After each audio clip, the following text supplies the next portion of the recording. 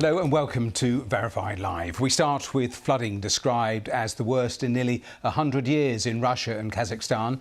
Thousands have been forced from their homes, cities under threat, evacuations ongoing. Well, the flooding in the Urals and western Siberia has been caused by unseasonably warm temperatures, which has melted the snow. In the Russian city of Orenburg, home to 500,000 people, the authorities said water levels had reached dangerous levels. Thousands of people have already left the city. Orenburg is downstream from the city of Osk, which was inundated when a dam burst last week. Well, let's go straight to Moscow and straight to our Russia editor, Steve Rosenberg. And Steve, just give me a sense of the scale of this, first of all.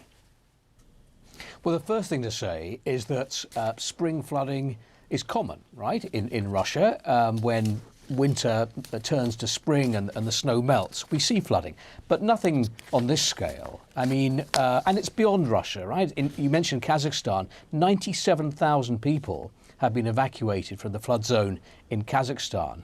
As for Russia, more than 12,000 people have been evacuated from their homes. You mentioned Orenburg. I think more than 7,000 people have been evacuated from Orenburg, and boats have been sailing around the city there, sirens wailing, people being called on to leave their homes in different districts of the city. So the scale is quite big, and there's an economic consequence here too. As far as we know, casualty figures are low at the moment. I've heard maybe 4 or 5 people have been killed over the last few days in this flooding. But it's flooding which has affected lots of communities, lots of settlements in the area of the Ural Mountains and western Siberia. We're seeing pictures, aerial pictures of just the huge amount of territory that this flooding is actually hitting and impacting. Are the water levels still rising? Talk me through the amount of help people are getting on the ground. The water levels, as far as we know, are still rising in Orenburg. And in fact, President Putin's spokesman, Dmitry Peskov, earlier today said that the situation was expected to get worse. In other places, water levels have fallen. For example, in the town of Orsk that you mentioned. It was quite interesting a few days ago. An angry crowd gathered in Orsk to vent their fury on local officials, on the regional governor of Orenburg, on the local mayor, who they believe didn't warn them in time that this flood was coming. They criticised Russia's Minister for Emergency Situations too.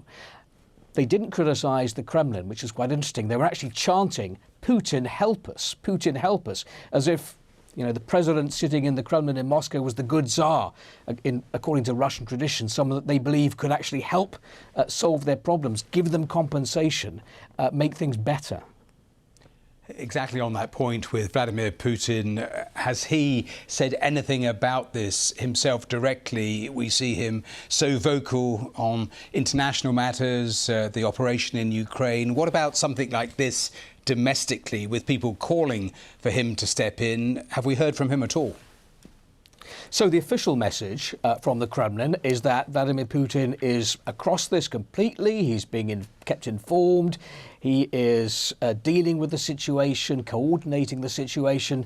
We haven't seen that yet. We haven't seen the pictures of this, and there's no suggestion at the moment that Vladimir Putin is going to visit the flood area. At the moment, the message is being put out there that the president is in full control of the situation, but we haven't actually seen evidence of that. Steve Rosenberg live there in Moscow. Thanks very much for that. Thank you.